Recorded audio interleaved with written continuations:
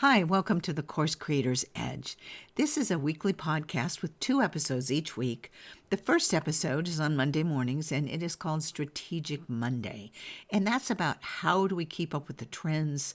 What are the forward things that are happening in this course creation segment of the Creator digital economy, where you take what you know or know how to do and want to turn it into a product to sell to others, to influence others' thinking, behaviors, attitudes, beliefs, knowledge, and skills. And when you're doing that, you're wanting to give them that education product, and in return, you're wanting to make money. So this is the Course Creator's Edge, and this is what is offered on Thursday each week is the Master's Way. And that's the distinctions of what it really takes to have a quality education product.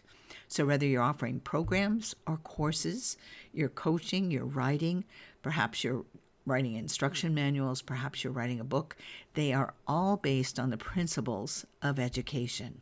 And when done well, we can help our customers learn and advance some part of their life. And depending how many courses or products you offer, you may be helping them learn and master an entire skill and knowledge set. And so welcome to the Master's Way Thursdays podcast. I'm Michele. I'm your host here. And as we work each week, the whole purpose of the Course Creator's Edge is to help you advance the quality of your courses and your programs and the products that you use to educate, to influence others, to learn how to do something or do something better, or to know or know something deeper.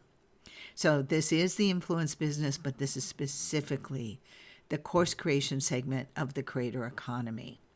Welcome, and let's get to it.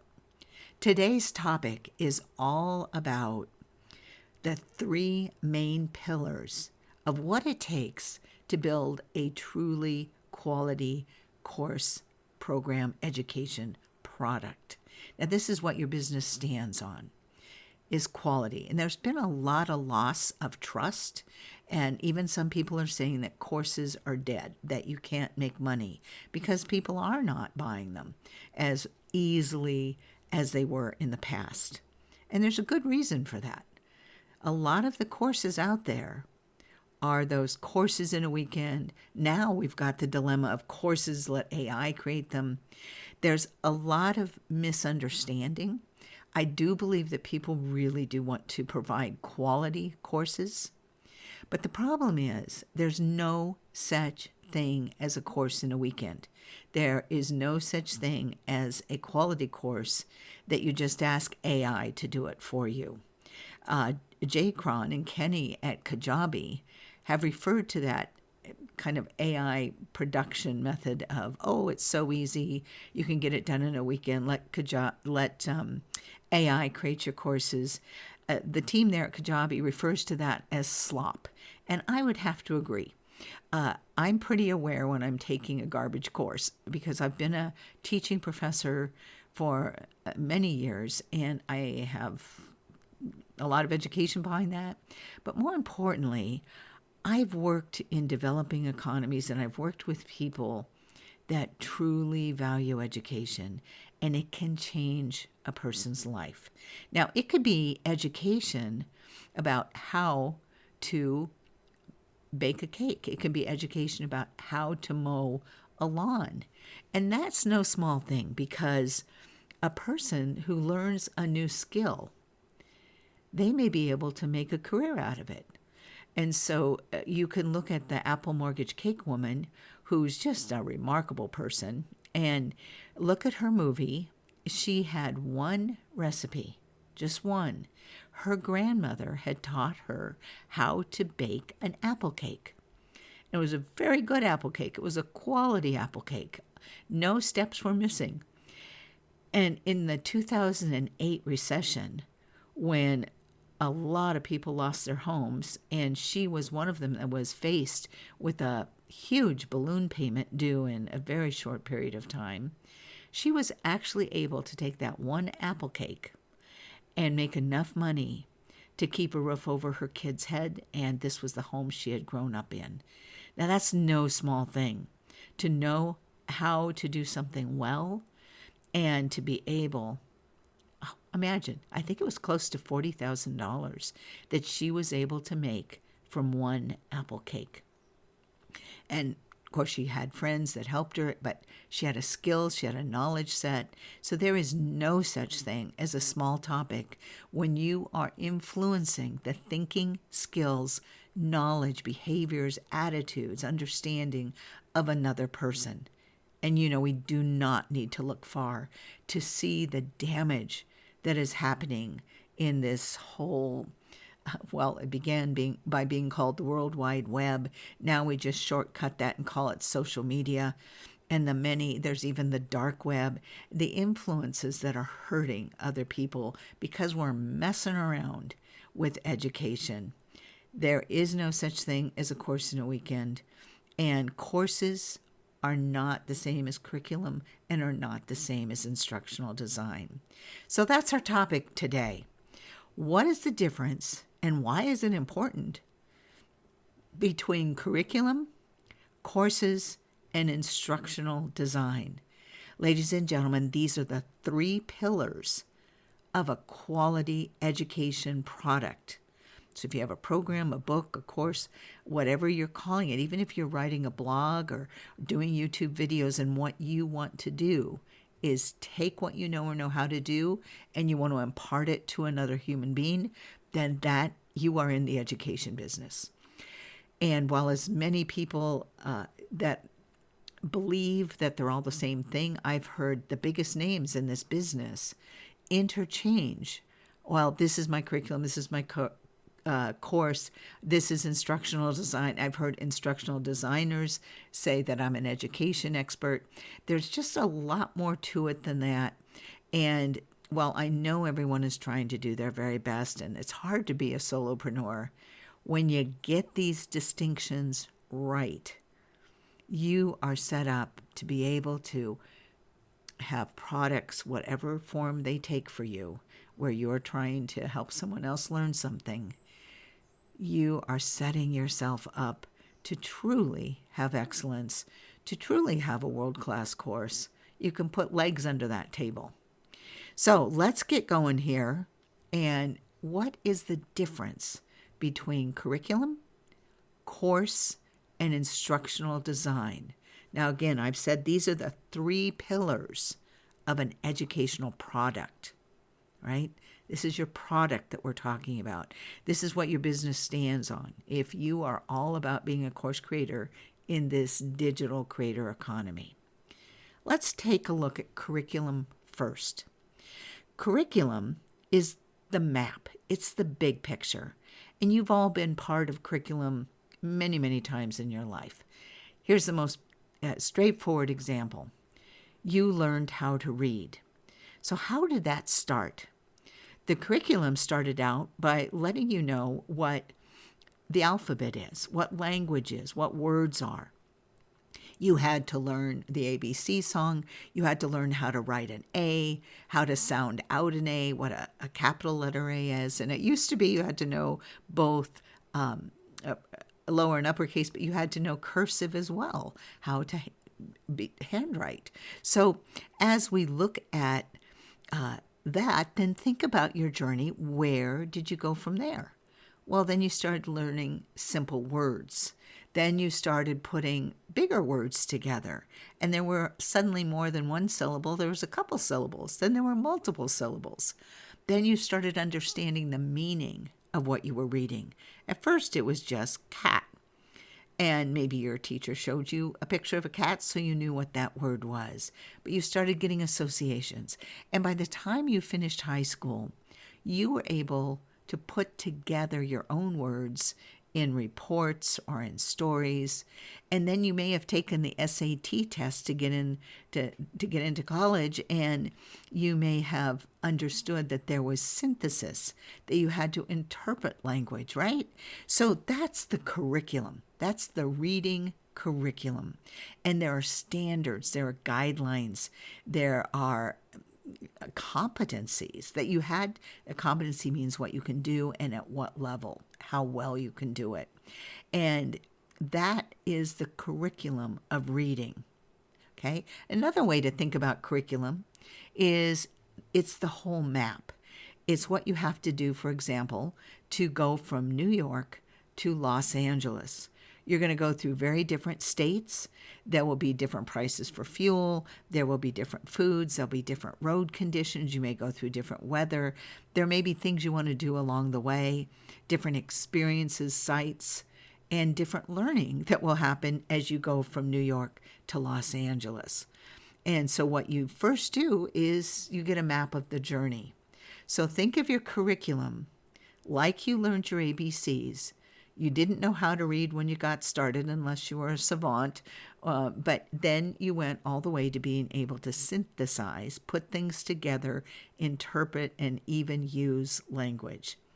That's a curriculum.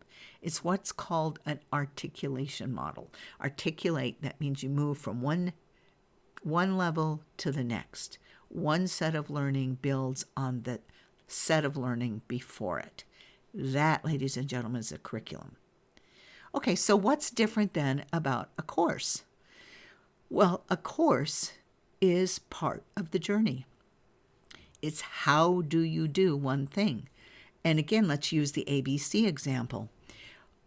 In kindergarten, in first grade, you were only learning the alphabet and you were only learning how to write the letters, say the letters, and perhaps you were starting to put them into little words like cat and dog and all that fun stuff.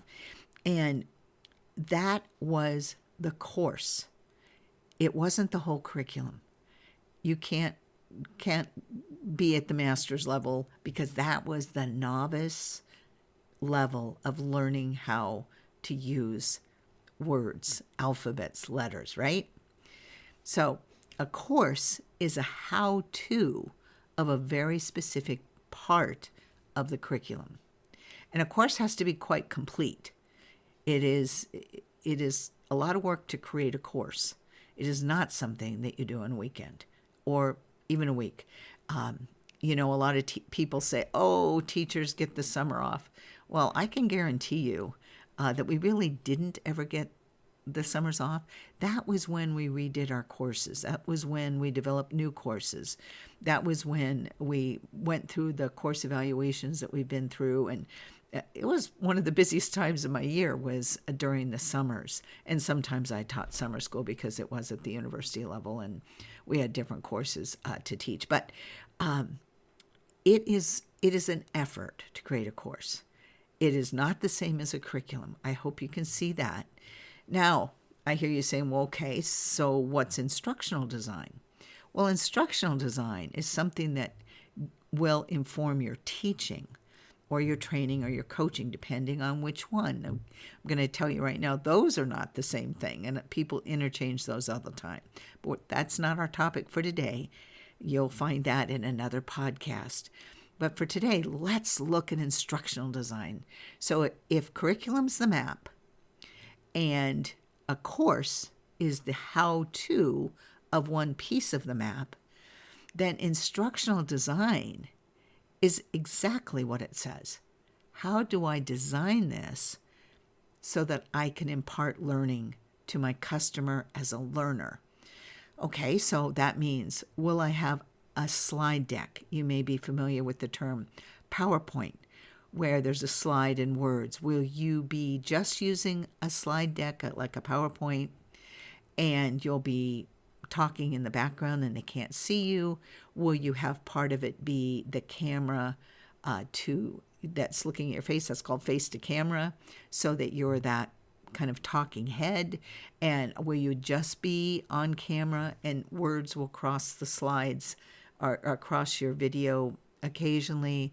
Will you have a handout? Will you have a workbook? Will you have little quizzes? Will you have show a video of something or someone else? You see, that's the instructional design. Will you have a discussion group? Will you have a membership? How will you take that course and bring it to life in the very best way for your customers to learn it? So that's what instructional design is. It's the delivery. It's the method that the customer is going to learn from you. And these are three very, very different pillars of how you create quality courses. And when you learn this, when you're able to do this, when you learn what a curriculum is, and you're able to design your curriculum, and just a little hint here, your curriculum should be your value ladder. A lot of people disconnect those. They should go together, but mostly in this industry, they don't. We have a value ladder with cost, but we do not have a value ladder with capability and competency and learning. Just a thought there, ladies and gentlemen. So we've got a curriculum, and when you learn how to develop a course, how do you design a course? How do you develop it? What are the pieces of a course? And then you learn, oh, these are the instructional strategies. This is how I deliver this course. And that we have to talk about teaching with that, and training and coaching, which one you're planning on doing, because that should inform your delivery method. And you need to know who your customer learner is there. But we'll get into that more. Right now for today, I just want you to understand curriculum, course, and instructional design are definitely integrated, but they are absolutely not the same thing. And they get mixed up in this course creator, digital creator economy because people are making it up. They may be an influencer they're very good at showing you how to put makeup on and promoting the products they're selling, but that does not mean that's a course, okay? They're very different. They're not the same purpose. An influencer's job is attraction and marketing, okay? A content creator's job is what? It's for information. But when you become a course creator in this economy, your job is education. So please understand these clear distinctions. Curriculum is not the same as course or the same as instructional design, but they are the three pillars of how to create a quality and, if you will, world-class course in this creator economy. So stay tuned for next Thursday. That's it for today. And next Thursday, we're going to be getting into a little more detail in what curriculum actually is. And we have a rotation of courses here at the Course Creation Lab where we look specifically at curriculum. We look specifically at what I call C3, customer-centered courses. And we look at instructional design and production. And each of these with the adult learner, the customer, at the center of it. We also look at what quality means and how AI can inform this without turning this industry into more slop. Influencing the thinking and skills and knowledge, behavior, etc. of others is a big deal. It's a sacred obligation. I've been in education for a long time. Please don't mess with it or belittle it. It matters how we influence others. Let's do it well.